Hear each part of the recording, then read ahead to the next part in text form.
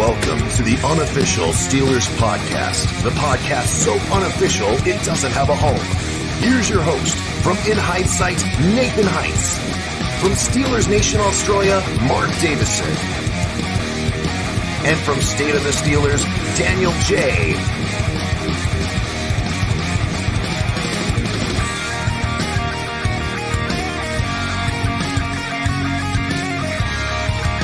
Here we go. Alrighty, guys. Welcome to the Unofficial. I hit the wrong button. There's too many buttons. I hit the wrong button. G'day, guys. Welcome back to the Unofficial Steelers Podcast where, look, hey, we're unofficial. You know, we make mistakes, all right? Okay? You know, I feel like you know what? I got a challenge for today, Daniel. I got a challenge. I'm never saying this guy's name ever again. You already know who I'm talking about, right? I'm never saying his name again. Who's that? The guy who runs the offense. Never saying it. Never Done. saying it again. No, never. What is the country just north of the United States? The Great White North. Oh man, are you that disappointed in our offensive coordinator? Yeah, I'm broke. He's broken me. So until we start winning, I'm not going to say his name. I think we've been talking about it a lot, but I was going to say, you know, we're not prepared, but our Steelers aren't very prepared. However, we are going to get this, you know, show pretty pumped up. I want to talk about the game. I want to talk about our ways we can win, because we've already really talked about the stuff going on, and all the Steeler Nation knows what's going on with our troubles. But, you know, also, I want to bring up today, what did you do today, Daniel? Where'd you go today? Oh man, I was at the big Texas Comic-Con out here in San Antonio, Texas. Had a good old time. You see any Steeler fans out there? Nah, man. That was actually quite a surprise. You know, most of the time when I go out to events and things of that nature, I'll wear my Steelers gear, have my Steelers hat, and I'll have somebody come up to me and tell me, hey, you know, go Steelers or yada, yada, yada. But not this time around, man. You know, there was a shop there in the Comic-Con that I went into that had some NFL apparel outside of it. So I was thinking, oh, I might be able to find myself some interesting Steelers gear here. Not a thing, man. I was pretty disappointed. There was nothing. I guess you are in Texas, right? So you got all more like your Houston, Dallas Cowboys, stuff like that. Not really, man. I think, in fact, there was a poll, and the most hated team in Texas is the Cowboys. But really, yeah. But that's, you know, that's just because there's so many different fans out here. There is tons of Cowboy fans, and they probably outnumber everybody else here. But when it comes towards hatred, I think there's a collective hatred amongst the other fan base towards the Cowboys, not because of the team, but because of the fan base. Yeah, that's true. I guess to a certain extent, our fan base is pretty, you know, once you win those 6 Super Bowls, you kind of feel like you're up there, right? But Cowboys always think they're going to win it every year. You know, at least we have. Well, I didn't think we are going to win the Super Bowl this year. Did you think we're going to win it this year? Not the Super Bowl, but I thought that would be more competitive and relative than this. Yeah, but like the Cowboys fans, I know even Cowboys fans here in Australia all think they're the best. I think because their division is it was so easy, right? The NFC East was kind of easy with the Commanders. Giants are playing well this year, and of course the Philadelphia Eagles, which we'll talk about today. They've been 6-0. Are you surprised that the Eagles are 6-0? I'm a little bit surprised with their record as when you look at it from, you know, just based on that it is the record. But I think once you kind of go down into the games that they've played and who they've played, not saying that they've had an easy schedule by any means or any of those things, but they've had some divisional games where, you know, divisional games can be close. They can be wonky. You know, you have teams like, for instance, the Miami Dolphins that have been poor for majority of the last decade or so. And you have the New England Patriots, you know, when they were ran by Tom Brady, they still had a trouble getting through to, you know, getting past Miami in Miami. And so when you look at that, they've had some division games. Makes a little bit of sense, but it's still an early season. It's only 6 games. You know what I mean? There's been a lot of times where the Bengals started off hot and then ended up in the dumpsters. Well, speaking of that, right, because I get this feeling, even if we do lose, and I want to hear your thoughts on this too. If we do lose this game, Steelers go 2-6. I get this feeling it can be a whole new season after the bye because we still have, I believe, is it 4 more AFC North playoff games or 5? Well, we still have the 5. Ravens twice and the Browns once, and no, the Browns once and the Bengals once. So it's 4 games left in the Four, AFC. four. So we have 4 more AFC North games, which are critical to win. If you win those games, you have a chance in the AFC North right now because the AFC North, I think, is to a certain degree, it's pretty wide open. Like the Ravens beat the Bucks, which they look terrible with Tom Brady. They look like they're on track for a losing season, and maybe our win wasn't that impressive over them.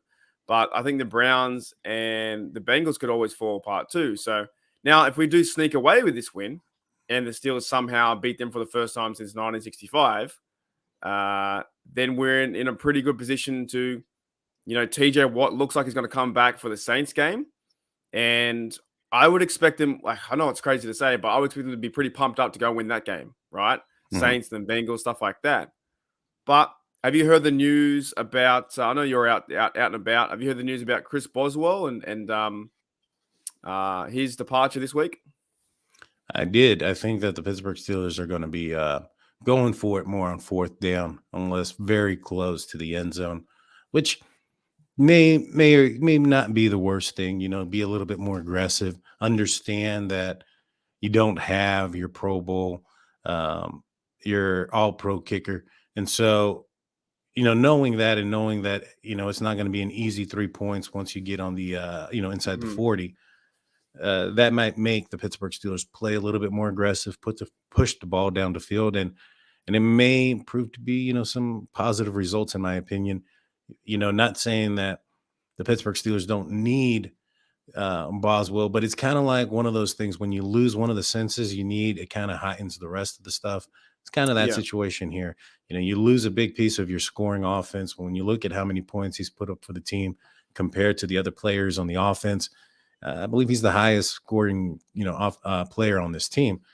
And so, Yeah, you're taking a big dynamic or a big piece off of this team. And so, that's going to force the Pittsburgh Steelers to play aggressive. And I think that could be a good thing. Yeah, he definitely is. I'm a big fan of him. I know he's had some groin injuries the last few years, but it's one of those games where rest him, bring the other guy up. I think they cut Nick Skiba at the start of the season, and then they bring him back, and then they say to him, well, once Boz is back, you're back on the squad again, and most likely he'll be cut again. So for some of Right. these guys that go from squad to squad all the time, like I wouldn't know how they do it. Like 1 minute they have a job, next minute they don't. Like of course they probably get some sort of game check or something to play the game, and of course Nick Skiba is trying out for other teams, right? He was a standout Right. in college. I think he's fine. But the kicking game, I think we should be fine as long as we get to around the 40-odd, yard mark or 35. And yeah, this will force the Steelers to be more aggressive. It has to be. What are your thoughts on, straight away, just a clean cut question. Is there a chance the Steelers can win? Oh, I believe so. Jalen Hurts isn't a guy that scares me. You look at what they've been able to do offensively in the second half. They've gotten figured out. You know what I mean? They start off fast, they start off strong. And I think a lot of it has to do is that the Eagles play a very similar offense to the Pittsburgh Steelers, and the reason behind it being that they try to spread you horizontally versus vertically. In the last few games, they've been one of the teams in the lowest uh, part of the NFL when it comes to yards per pass attempt and average yard per catch. They're doing a lot of screen, a lot of RPOs. They're utilizing the mobility of Jalen Hurts quite a bit. And if it's not one thing that the Pittsburgh Steelers defense can, hopefully contain is a mobile quarterback, given the fact that the Pittsburgh Steelers face probably the best mobile quarterback in the league in Lamar Jackson twice a year. And so, you look at, their outside receivers and who they have as far as weapons go, and they have A.J. Brown. He's not a stranger to the Pittsburgh Steelers. We've played him while he was with the Tennessee Titans, and he didn't kill us. And so I think that, and like I said, when you look at what they've been able to put up on the field in the second half, I think they average 5 points a game in the second half, something like that. Really? 5 points? That's bad. Yes, sir. Yeah, they get up and then they allow teams to come back. And so, in my opinion, that's that could be a couple of different things. That could be they just struggle finishing games, or that could be that the teams are figuring out what it is that they're doing in the first half against them and putting a stop to it.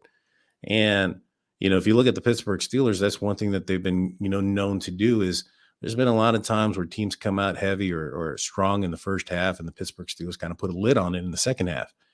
So if they can just kind of weather that storm, figure it out, which, when you look at how they spread teams horizontally and try to, use the pass as an extension of the run as well, you can kind of, put up a game plan to get up ahead of them, get them out of what they want to do, and force Jalen Hurts to throw the ball further down the field. You have Minka Fitzpatrick, you have Terrell Edmonds, who's playing, in my opinion, fantastic this year.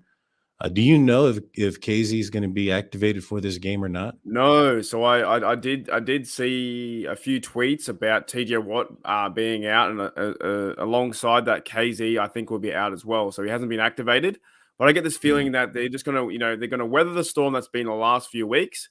And if they lose this one, or they winning would be great. Winning going 3-5 would be fantastic, and you're back on track. Losing it, it's not over, right? It's not over for the big stretch. Because I got a feeling that they're gonna go really hard in the paint after the bye. And if they lose that first one after the bye, then maybe it could be over, right? And I'll always be optimistic. That's what's so crazy about this stuff. Like, you have a bad game, and then 4 or 5 days later, you're like, oh, they can still win this, right? That's what about being a fan. But KZ's out in this one.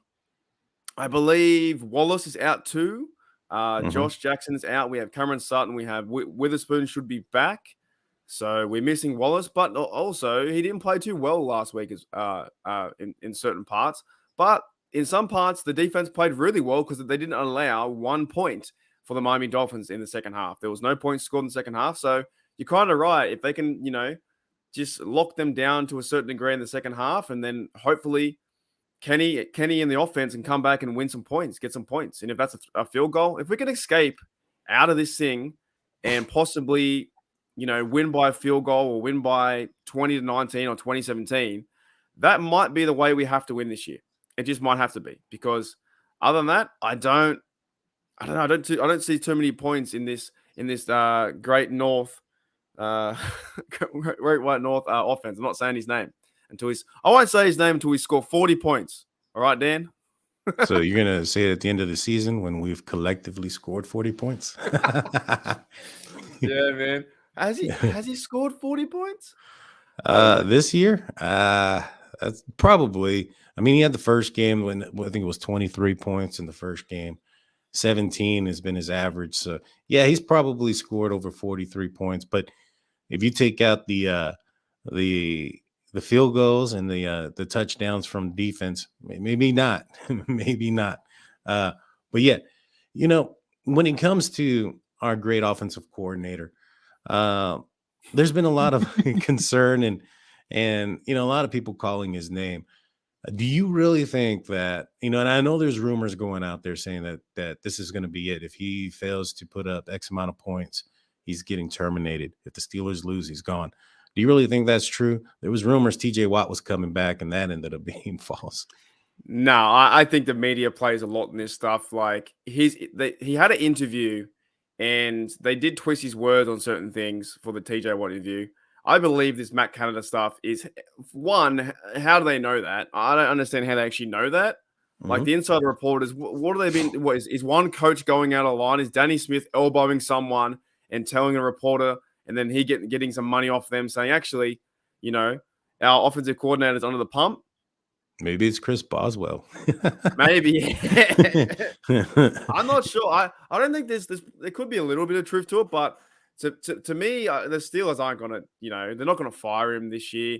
The only thing they would do if they were probably serious about this stuff, and maybe an implementation for the offense would be changed the play caller, maybe being Sullivan or someone like that. But at the same time, then do you have to change every single thing about the plays and stuff like that? So I believe we just have to probably stick with him. As much as I don't like him, what's happening, the Steelers won't do it with this far into the season. Now, can now OC change things up? 100%. I believe he can change some things up with a few weeks break. Maybe do some different things. But it does fall on the players too. Looking back at it, like Kenny Pickett probably should have ran that ball. DJ's dropping the football. You can't blame that on him. But the things you can blame on him are like the two reverses, the dump off pass, the Gentry, stuff like that. It's just getting old. But this is the time really now to put up or shut up. And it's versing a high-powered offense with the Eagles. And the thing for me is you just don't know every week, right? Because you go and beat the Bucks, and now this one you could be, well, hey, we went and beat the Eagles. I want to ask you this question: do you think do you think that the Eagles players, not the fans, the Eagles players feel like this could be a trap game? Are they going to overlook us? Oh, I think that's possible, man. You look at the injury report. Now, I haven't been able to check it out today. Let me try to pull that up real quick. Just before you do, yeah. So Frosty Bear says, yeah, wouldn't be fired, but behind the scenes is more demoted. That's probably it could happen that way because we won't really know, right? Right. But what I'm seeing from him, what everyone's seeing, and what the stats show, it's bad. Everyone knows that. That's why I don't want to say his name anymore. Not until he scores. Let's say if he scores 30 points and we got 4 TDs and a field goal, then I'll say his name after. But it's just a lot going on. He's more in his head than ever. He thinks that they're only 1-2 plays away, but I think they're really far away. I think the offense needs to wake up. But what were you going to say? So I had looked up their injury report on Thursday. Let me see if I can find see what it is. Now the Eagles are coming off of a week bye, so they've been off. And one thing that I noticed is they've been resting quite a bit of people this week. All right, let's see.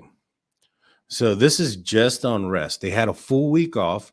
Wednesday and Thursday, AJ Brown was out due to or limited participant due to just rest. Their cornerback James Bradbury was limited due to rest. Fletcher Cox, which I understand, he's a guy that's been on the team for a while. He was limited due to rest on both days. Landon Dickerson, who's a second-year, offensive lineman, he was limited due to rest, and this is all off of a bye week. Their tackle Lane Johnson, he's in the concussion protocol, but it looks like he's on his way back. Jason Kelsey, he was limited. Their center due to rest. Their guard Simalu, he had an ankle early on, but it says here he was limited due to rest. Darius Slay, Josh Sweat, both were also limited due to due to limited due to rest. Now, they're coming off of a bye week. How much rest do you think these guys need? A lot, sounds like it. Like, in my opinion, when you look at this, they're not really, let's just see. You know what? Jalen Hurts, he took a limited participant on Friday due to a personal matter. All these guys were full participant come Friday, but up to Friday, they were limited. They were taking it easy. They had a week off. Man, I think they're sleeping on the Pittsburgh Steelers. Well, let me ask you this question, because do you think it's a bit like, in the playoffs when don't teams rest before the what the Steelers did? When we rested, we didn't play Ben and other guys, and then we lost versus the Browns. Right. A lot of teams seem to lose after that. When they rest in week 17, it could be that situation where they're resting on the players and go, "Oh, we got this game." Right. I mean, it just kind of depends on the mindset that you have during your off time. Like, for instance, the Pittsburgh Steelers are going to be off on a bye next week. They're not in a position of resting their players in this form or fashion coming back off the bye. No, they're not. They're not in a position to lose. They're in a position to learn and to get healthy. And so when you see this is something completely different.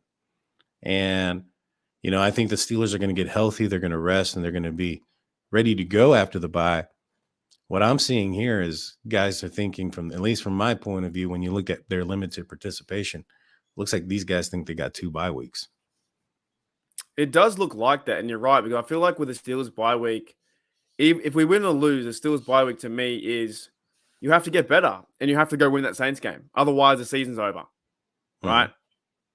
The Eagles have won 6. If they lose this game, it's no What'd you say? No sweat? No sweat to them. Limited sweat. Like it's so if they lose, I believe, or the Giants are behind them at 5-1 or whatever they are 5-2 or something. And So Cowgirls too. yeah, true. But it's still a long season for them to because they're if the 6-0 Eagles don't make the playoffs, something is up, This is right? also what everybody needs to understand too, is this is also the game. This is the extra game that's added. So it has the least amount of weight Ah, when it comes to tiebreakers and things of that nature. And so like we're not playing the rest of the teams in the NFC East. And so this isn't a NFC team that we're oh. playing. This isn't an NFC this isn't the interconference divisional teams that they're playing. They're not playing the AFC North. This is the extra game.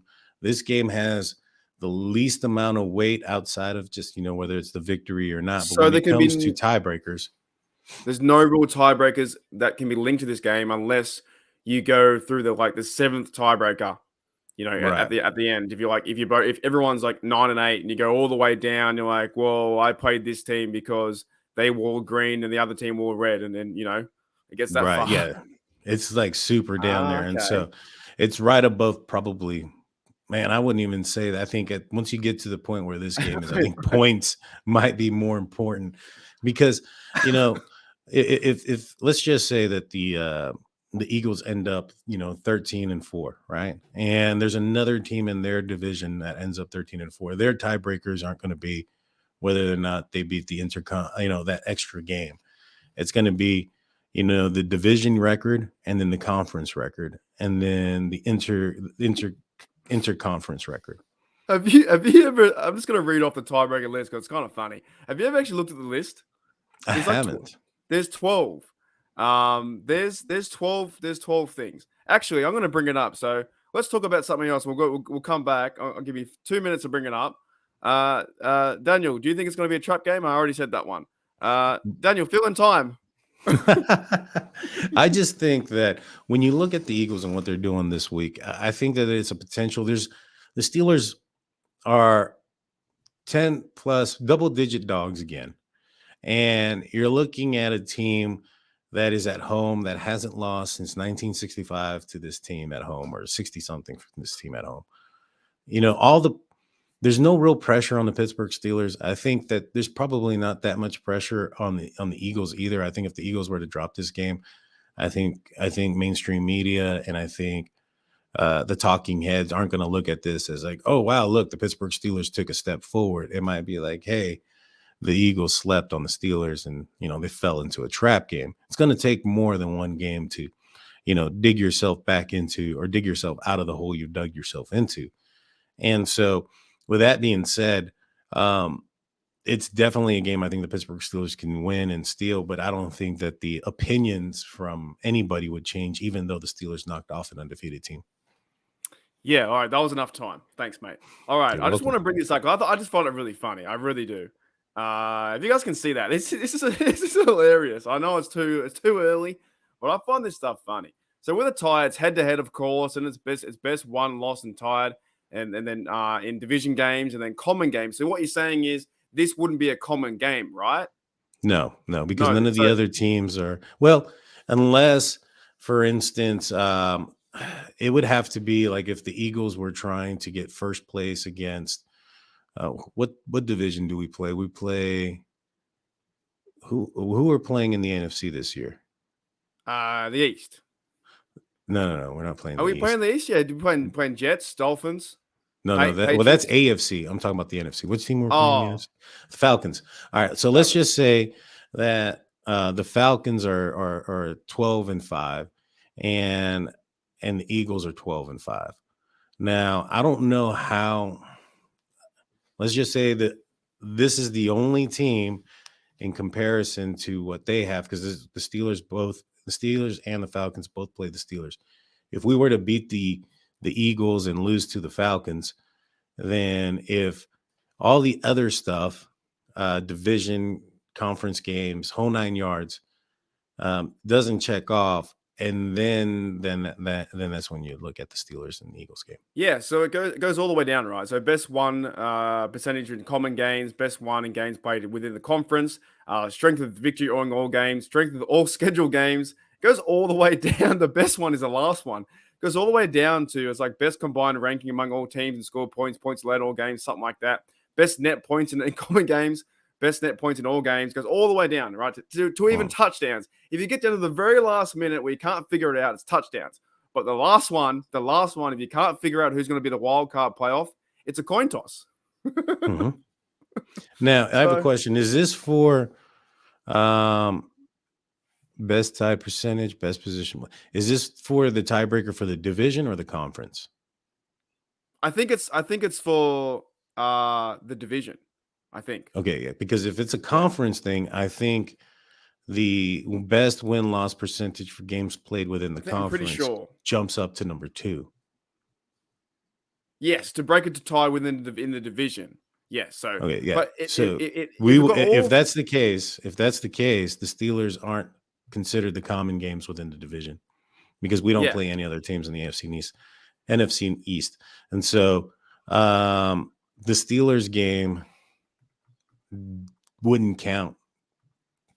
Exactly. Yeah. So the thing is, I think the point we're trying to make too is if you got all the way down to that juncture, if everything was exactly the same, by the way, it can't be, right? It just won't be after 12 things. Imagine a coin toss to go into the playoffs, and it was the old Bungles, and they're like, I don't know what won't happen, but you're right because this game obviously doesn't, besides the victory or the win or the loss, it doesn't mean too much within what we're doing. Like there are a lot more meaningful games, right? And of course you want the win. You really do want the win.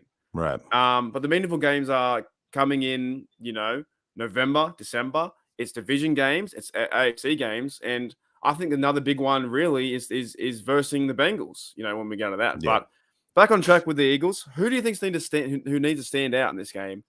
We'll start with the offense first. Who's got to stand out and who's going to win it? I mean, Kenny Pickett needs to stand out. He's made some poor decisions as a quarterback last week. He had 2 opportunities to win that game late in the game, and in both times through interceptions. And so, there's a lot of negative narrative that is out there by people who haven't watched the game, and they're saying, oh yeah, they're looking at his touchdown to interception ratio, they're looking at yards and time of possession and things of that nature. And when you look at it from a stat line, it's not impressive whatsoever. He's falling into the Ryan Leaf categories and stuff. And so he needs to have a big game. He needs to come out of that. So that way his skill set and his, confidence and the confidence of the fans and the media and everybody around him can also increase. Yeah, big time. I'm not too worried about overall with, I guess his progression. I think we're going to see bumps and bruises along the way. With things. I think a lot of people are jumping off the ship way too fast. Like they're already saying he's a bust. And, I'm just not a fan of saying that after 2.5 games, 3 games. I do think the offensive coordinator we have is a lot to put him under pressure too. Now, do you change him? No, probably not this year. It's very hard, right? But I think he's got a chance with the players around him. I really do. The whole team has to play better on the offense. But if Kenny Pickett wants to be a winner, he wants to be a leader, you got to go out there and win. You have to go out there. And if that means running the football rather than throwing, if that means throwing the football out of bounds, like going back to the Jets game, he could have thrown that football out of bounds and would have had a chance to win. I believe they would have went down the field or they were winning the game at that stage. Gave the ball back, Jets won. Right. Dolphins game, you had 7 drives. As much as I don't like the OC, you had 7 drives to go and do something and nothing happened. So, because if he threw that TD to Deontay, he would be named a hero, and we'd be all on him about Kenny doing really well. But he threw the pick, and it's now a chance for another week. That's the best part. Like the best part, he's going to grow and learn in different situations. I believe that Mike Tomlin does believe in him. What about the defense? Who are you most looking forward to on the defense to make a standout play? Like not just to play well, but to make a big play to where we can win the game. I mean, to make a big play, it's probably going to be Minkah Fitzpatrick. He's a ball hawk, and as a safety, he's going to make some of those turnovers. When you look at what happened last week and the four balls that hit the hands of the defensive backs, of the Pittsburgh Steelers, and not one came down as an interception. You know, Yeah. that sucks. You know, I guarantee you if it hits Minka's hands, he's coming down with it. And so, you know, we got to get more. I think if there's going to be a player that ends up taking control of this game and wins it for the Steelers, it's probably going to be Minka Fitzpatrick. But if there's a player that needs to step up and needs to be a dominant force, I would probably look in the middle linebacker position, maybe Devin Bush, and hope that he has a big game, especially in coverage, because there's going to be a lot of RPOs. They're going to put him in a position of where he's going to have to think. You know, he's going to be the one that they're going to be watching out for, whether or not they're going to hand the ball off for throw. What are your thoughts about stopping the run? Is there a bigger chance? You know, do we have to stop the run, or do the Steelers need to stop the air raid attack? They need to stop Jalen Hurts. They're running, they're passing, and everything comes from him. He holds on to the ball quite a bit. He's one of their, you know, leading rushers, not the leading rusher, I don't believe, but one of them. You know, he's a decent, he's more than decent. He's a very good mobile quarterback. I think that is the guy that the Pittsburgh Steelers need to focus on. And it's been proven and shown, at least up to this point, that he doesn't do well against the blitz. And so if the Steelers can get in his face and make him uncomfortable, then I think he can make some bad decisions or make him make some quick decisions that could turn into bad decisions and maybe be a positive thing for the Pittsburgh Steelers. And given this offense that has struggled a short field, especially against a defense that they're playing up against. Just feeding off that, what do the Steelers need to do real quick and fast? Like, do they need to, you know, if they can pressure him out of the gate, and if we go up 7 points, is that going to be, you know, in our favor to hopefully hold them, you know, for the whole game? Or what do we got to come out fast? Do we got to match them their? We definitely need to come out fast because we know how they seem to struggle in the second half. My thing is, if the Steelers come out fast with Mike Tomlin, he has a tendency of taking the foot off the gas, so to speak, and allowing teams to stick around or get back into games. And that's my biggest concern when it comes to this team. But definitely, I think what the Steelers need to do is play a full 60-minute game, both offensively and defensively. That's something we still haven't seen this year or for the last couple of years. You know, we've seen flashes, we've seen, you know, spurts here and there where the team is doing fantastic on one side of the ball or the other. And sometimes it's on both sides of the ball. You know, you look at last week, you know, towards the end of the second half of that first half, towards the end of the first half in that second quarter, the offense kind of came alive a little bit. So many numbers then. Yeah, I know. It tricked me up a little bit too. But, you know, that end of that first half in the second quarter, you know, that's when the Steelers put up 10 points. That's when the Steelers were moving the ball down the field and getting points off of their efforts. And the defense was starting to figure out what the Miami Dolphins were doing.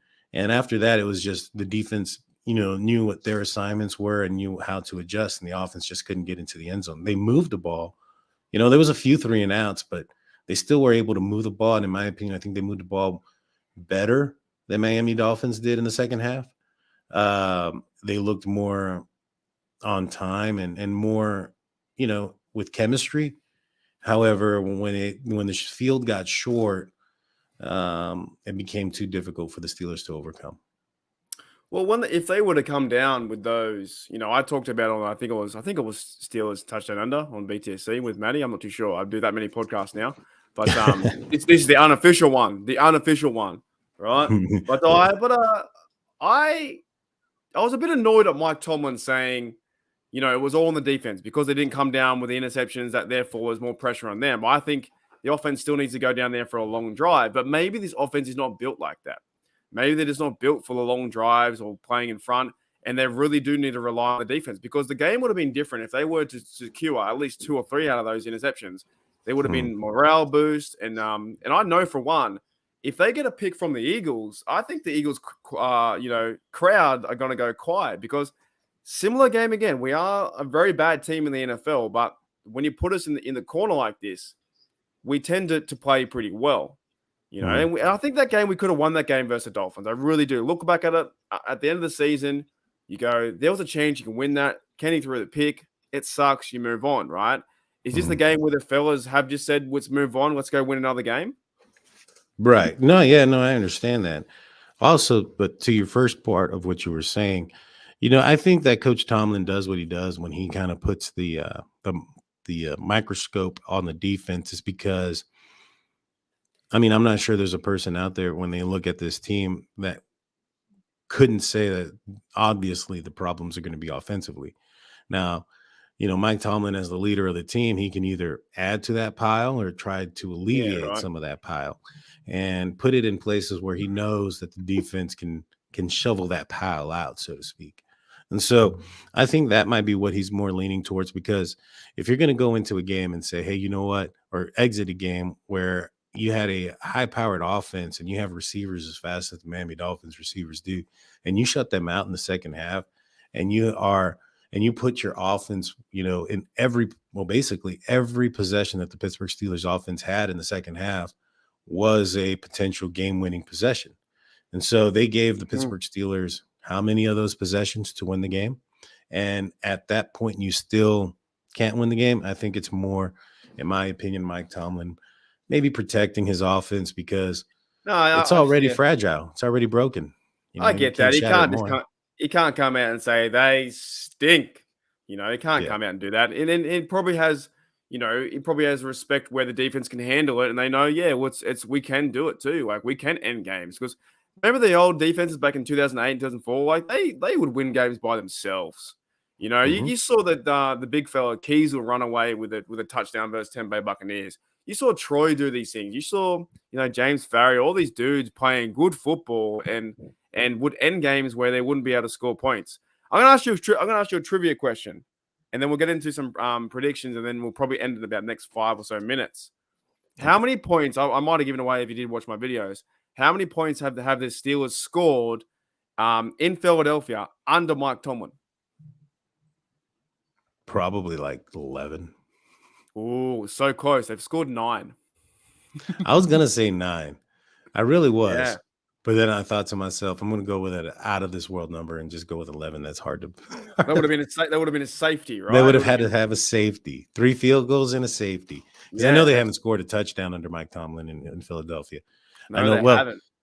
Well, let me put it this way. I know that Ben Roethlisberger hasn't scored a touchdown in Philadelphia. And so knowing that, I assumed it was probably the same thing for Mike Tomlin. All right, got another one for you, because this is off memory. Who? I'm going to give it away. Who was the last quarterback to beat a 6-0 Eagles team? Oh, well, that was Ben Roethlisberger. Yeah, damn. What year was the last? What year was the last Pittsburgh Steelers win? Did I already say that at the start of the show? I think it was in the 60s. That was in Philadelphia. I think it was like 65. Yeah, definitely. Okay, one more. How many games since then have the Philadelphia Eagles won there? How many games? Since 65? Well, I know that there's, was it 9? Yeah, it's 9. Yeah. So what I'm trying to say is, I know a little bit more than I thought I did. Will the streak continue? There's a lot of pressure. Like, this is like 60 odd years of pressure. Well, isn't this a new stadium for the Eagles? When did this stadium come up? I don't know. See that? I don't know. I thought it was the same stadium. I don't know. I think it's this vet. There was the vet. When did the vet go down? Okay, so it's in Philadelphia, not just in the stadium. Right. Because there was the vet, and I'm not sure how new this stadium is. I'm pretty sure it's older than 4 years or 8 years. Frosty says that the year Ben beat undefeated Patriots and Eagles back to back. Yeah, there you go. And he was a rookie. And he was a rookie. He was a rookie this year. There's some. Well, you can't really look into that because that's the problem with Steeler Nation. And I'm sorry, guys, but that is true. In Ben Roethlisberger's playoff game last year, right? We got spanked against the Chiefs. Going into that game, everybody was like, "Oh man, remember in 2005 we won the Super Bowl? The Steelers got blasted against the Colts, and then they go back on the road. They got blasted in the regular season. They go back on the road. Nobody thought they were going to get there. They had to do it the hard way, go the long way. This reminds me of 2005. We're going to win this game, and then we got the brakes beat off of us. And so, but we do that because the media portrays that the narrative. They push a narrative like that down our face all the time. And in reality, it's been 17 years of different football. In 17 years, the phones come out. You and I can talk here on StreamYard to Steeler Nation. Everything's different. It's not the same as when I was watching the game when I think I was in high school, you know, and things were different back then. Now it's all changed with social media. And you're right, because they consistently bring up, you know, Kenny Pickett to Big Ben, but they're completely different. It's a completely Right. different offense. Like, I would argue to say that Kenny Pickett looks more impressive than Big Ben his rookie year. I will say that. That's incredible. Wow, that is incredible. 1895, the same stadium. Wow. And Must so, have good one. right. And so, with me, like, Kenny Pickett, in my opinion, he looks more decisive. He looks more like he can read the defense a lot better than what Ben Roethlisberger did when he was a rookie. But I will also say this: Ben Roethlisberger was able to pull out some victories towards the end of games. You know, you look back at his rookie season against the Cowboys. That was a game that people thought the Steelers were out. It took a fumble by Vinny Testaverde and somewhat of a return, but Ben still had to score a touchdown. You know, in the final moments, the defense gave him opportunities to win games, similar to like the defense gave Kenny Pickett 2 opportunities to win the game against Miami. And in those situations, Ben Roethlisberger was able to, you know, be clutch in those situations. Now, Kenny Pickett's he's Ben Roethlisberger. What he was able to do his first season in the NFL. There's a reason why it's only been done once. You know what I mean? It's not something that's going to be easy. It's, you know, you look at majority of rookie seasons by quarterbacks, it's not the most impressive thing. By majority, now you're going to have some outliers here and there that are going to have an impressive, you know, go at it right off the bat.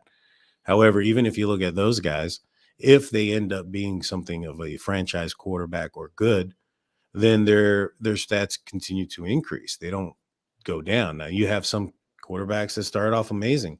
RG3 is one of them. Where in the world is he now? He was really fun to watch until he got really banged up. Yeah. Yeah. And so, you know, and there's probably a lot more or many more RG3s who have come into this game and flashed and showed something good, ended up not being worth anything. Yeah, he got completely banged up and he just was pretty much out of rhythm. Like once he, you know, the first year was at 2012 or 2011, he lit the show on fire. It was awesome to see. And then obviously now he's working for CBS. You know, it all turns around, and then things went horrible. But that was it. So the season, this was Big Ben's, right? Big Ben's was won 15 games in a row. Imagine that. Imagine the podcast we could do back then. Oh, for sure. Alrighty, let's get into some predictions, guys. Put in the predictions in the chat, what you think, the scores and stuff like that. And we'll start to wrap it up with scores and final thoughts. Daniel J, are you choosing the Pittsburgh Steelers to win this game and go into the bye 3-5, which isn't too bad? I actually am. Now, the reason why is because a lot of the things that I said earlier, you know, I think that the Philadelphia Eagles are sleeping on the Pittsburgh Steelers. I think the Steelers are designed to contain a mobile quarterback in the RPO game. I think when you look at what the Eagles do compared to what the Steelers do, I just think they're a little bit more efficient, and that's why they've won 6 games. But, you know, this is an offense that's going to be somewhat similar to what Matt Canada has ran in the past. And so I think the Steelers defense is going to be able to put a lockdown on the Eagles. It's going to come down to the offense scoring points. I think this is not going to be a high scoring affair, so to speak, but I do think that the Pittsburgh Steelers are going to have to hit that 20-point threshold to win this game. So I'm saying that the Pittsburgh Steelers are winning 20-13. 20-13. The defense going to line them up. All right, guys. Well, I think the Steelers are going to give the Steelers defense are going to give the Pittsburgh Steelers offense some short fields.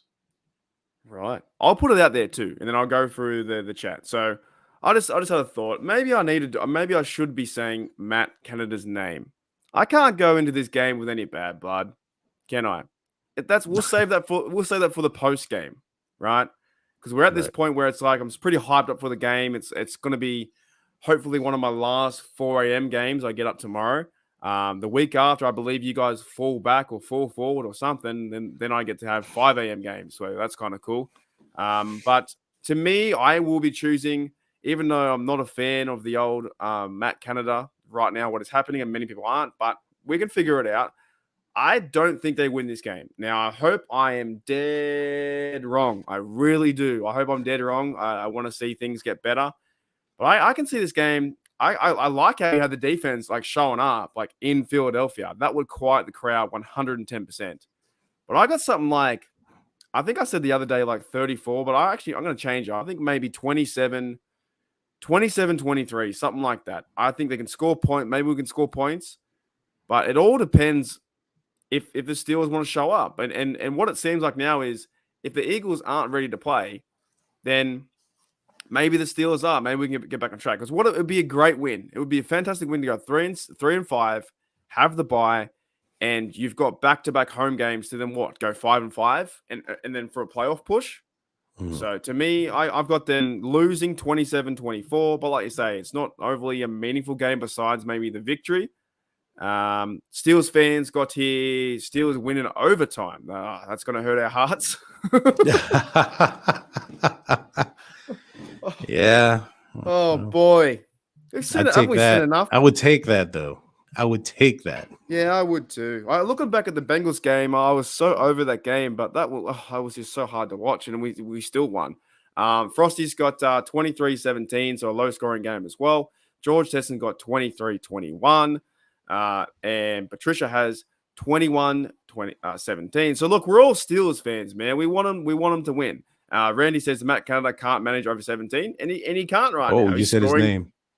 Yeah, no, I got to say it now because I don't want to go into any like I don't want to go into tomorrow's live stream with any bad blood, because I will start off positive. I'll be like, hey, I'm ready to go. I'm pretty chill. Najee can play, Warren can play, Muth can play, and then about one quarter in, I'll be like, you know? what? How are you going to react if at halftime the Pittsburgh Steelers are up by more than 10 points? I'll be quietly confident. I'll be like, let's go. You know, you know what? That's a good scenario. Like, how would I react if we are winning? Let's say we're winning 14-6 or 14-3. You know, had a good game, defense. Hurts can't do nothing on us. Like, he can't do anything. We've got to wish them into existence, because you're right. He wasn't very good last year, right? He's playing better this year, but he wasn't very good last year. Let's say our defense is on fire. We got a turnover. We got some early points. It's 17-3 or 14-3.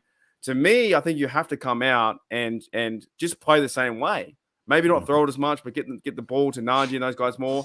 Just hold time possession and keep coming out firing. And the Steelers can do it. This is the team that, out of all the teams in the league, they definitely can do this. Like, they definitely can wake up and do it. It just depends if they will. But I'll be pretty excited that happens, right? I think if like the matchups you talked about, you know, slowing down AJ Brown, like, he's not a world beater back there. He's just a guy. You know, right. Jalen Hurts he's scored 6 TDs on the run. Can they spy him and stop him? Can Miles Jack run him down and smash him? Can Minka or those dudes, you know? Minka's been known for that. He's come out of the backfield and really smashed the quarterbacks like Lamar Jackson or Joe Burrow trying to run around the edge, or Baker. You know, they've played guys like this before. I think that last week with the Dolphins, they really had a good game plan against us in the first half. And they were just targeting the small guys really fast, real short and fast, quick and going at the field. In the second half, they couldn't do that. So, you know, let's see what can happen. Randy says, you guys are all got the heartstrings, man. 24-23. Holy dooly. Any more final thoughts, Daniel J, mate? And we'll start to end it, mate. No, I just think that the Pittsburgh Steelers are going to surprise some people, but at the same time, it's going to be a tough game. I mean, defensively for the Philadelphia Eagles, they match up well against the Pittsburgh Steelers. You know, they got some ball hawkers in the defensive backs, unit there for the defense for the Philadelphia Eagles. You know, their front, Fletcher Cox, Hargrave, those guys are going to apply pressure without having to blitz, interior pressure. And especially when you have a guy like, for instance, Dotson, who's kind of struggled a little bit this year. Mason Cole's been dealing with an ankle injury that has left him a little bit, how can I put it, compromised in certain positions. And so it's going to be tough, but I think the Steelers can do it. And if they can do this and they can get into this bye week, and you look at the Bengals and the Browns, they're going to be playing each other. One of those teams has to lose. that the Steelers can come up with a win, go into the bye, get some confidence. You have the Saints on the other side at home, and I believe it's 2 home games in a row. 2, yep. Bengals. It's the only 2 times that the Pittsburgh Steelers are the only 2 games that are back-to-back home games. It gives the Steelers an opportunity to say, hey, you know what? We go into the bye. We have 2 home games. Jamar Chase will be out during that Steelers game. Mm-hmm. That's a possibility to get back to 500 at that point. And that's something that who would have thought the Steelers would be at 500 with, potentially 500 with like 7 games to go? Exactly. That's why it's not over yet, right? The season's not over yet. TJ Watt will be back by then, healthy after a week. A lot of players nursing injuries this week. Levi Wallace, Chris Boswell, Ogunjobi maybe should be back, right? I'm not too sure what's happening with DeMarvin Leal, but he might be back depending on what happened with him. He might have been out. I'm not too sure. Everyone's coming back, right? And it's going to be the stretch where if they go to shock the Eagles, and to me, it won't be a massive shock to you and I or Steeler Nation, right? It won't be like, oh, we no, it just means that yes, tomorrow that our team turns up and plays. That's what it means. I mean, they turned up and played. They had a good defensive game plan, like Tomlin had with the Bucs. Had a great defensive game plan and won that game, right? It won't be a shock to us. It'll be a shock to the Eagles. Like they already think they've won. So, but I'm kind of like hyping my expectations down just a little bit. But if they do win, 3-5 is a lot better than 2-6, and 2 home games back to back with TJ Watt coming out firing, because that automatically makes Highsmith play better, automatically makes everyone on the defense play a lot better. Hayward, these dudes in the corners as well. Who's the other dude? Witherspoon, he's back too. Terrell Edmonds and Mink, I'm so happy that they're together again. They're playing like there's probably a secret handshake. Those two are like, you know what are we doing? We could have had that game last week. Not to mention Cam Sutton was on a snap count last week. I think he only played like 20 snaps defensively because he was, he's had that hamstring injury and the Steelers don't want to overdo it. With Levi Wallace being out and, Cam Sutton playing, I think he was a full participant the entire week. He's going to be a huge get back, in my opinion. Him and Akila Weatherspoon getting back on the defense. This could be a really good defensive unit. And then like you said, once you get TJ Watt, you're also going to have DeMonte Casey coming back, which is the guy that got injured in preseason. The best Steelers defense perhaps hasn't even hit the field yet. And also, Kazi hurt his wrist, so it's not mobility kind of issues with his feet or stuff like that, right? Different kind of injury. Right. So he should be back. He's been off for a long time now. Of course, Calvin Austin's on the Watsy. And even for this game too, we're going to see Steven Sims. He's back. He's raring to go too. I saw an interview. That's why I think it kind of hurt a little bit too, because if we were to sneak one away from the Dolphins, from all the players that are out, now getting back Steven Sims and Oshesky's probably going to be on the bench this week too. You have a team that can possibly get an upset. And this is, like I said, to us, it's not an upset. It won't be a huge upset. I think a lot of Steeler Nation knows we can win this game, and only time will tell. I'll be waking up tomorrow at 4 a.m. and Daniel, you won't be waking up at 4 a.m. because I'll be going to sleep at 4 a.m. Just kidding. I'm not that kind of. I'm not the party animal. Imagine if you did a live stream, you rocked up like, yeah, woo! So, you know what? Maybe it's all my fault because I did miss it. I missed the Jets game. I missed my first game until 12 You missed the debut of Kenny Pickett. Like, of all the games to miss, you missed the debut. Oh man, that's going to be a trivia card one day in some local like sporting pub. What non-famous YouTuber missed the debut of once he has 7 rings, he's beaten Tom Brady for the most rings in the NFL history, and they're like, hey, Mark, were you there to see it all from the beginning live? No, you can't say yes.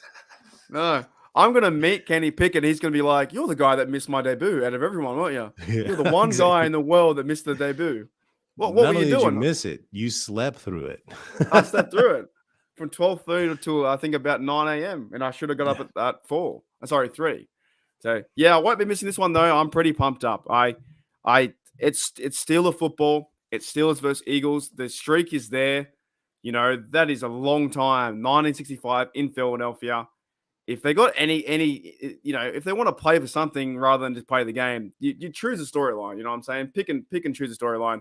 Anyways, it's been awesome. Daniel J on the Unofficial Steelers podcast. I believe next week we are going to, hopefully this time, to Nathan's Heinz in hindsight. So yeah, we should be on there. He's a bit busy today. So make sure you go into the description if you can and click Stay the Steelers, subscribe, and in hindsight, subscribe. And all we can do is cheer our team on, the Pittsburgh Steelers versus the old Philadelphia Eagles. And 1965 is the last time, Daniel J. For sure. All right, that's crazy. Everybody, real quick in the live chat, I'm giving away 2 tickets to the Steelers versus Vegas Raiders game. Yeah, that's right. You have time to enter into that contest. Go into my channel, go into the videos, and search up the giveaway. There's a little bit of instructions in that video to enter. We're announcing the winner tomorrow after the game. So you have today, you have tomorrow morning to enter into that contest. It's 2 tickets in the lower level for the Steelers versus Vegas Raiders game. They're retiring Franco Harris's jersey at halftime. So don't want to miss it, guys. Here, I'll put the video in the chat. By the way, you sound like you've been run over by a truck 9 times in this video. Well, I was at Comic-Con and it felt like that. I mean, I've been up all day. Alrighty. So I linked. I'm pretty sure I linked the one with. So you have to link your video. You have to type in the Drunk Turkey Show, right? Hashtag Drunk Turkey Show. Yes. Hashtag Drunk all Turkey together. Show. All together in that video for a chance at tickets. So it's in. I think it's in the chat. Click that if you want to have a go. If I win it, I'm gonna. I don't know. I might run on the field. I might just run out there and see what happens. Yeah. Make sure you're wearing, you find the thongs that were stolen and you're wearing them while you're on the field. Alrighty. That's a show. I'll see you later. Here we go, Steelers. Here we go. Welcome to the Unofficial Steelers podcast, the podcast so unofficial it doesn't have a home. Here's your host from In Hindsight, Nathan Heitz. From Steelers Nation Australia, Mark Davison. And from State of the Steelers, Daniel J.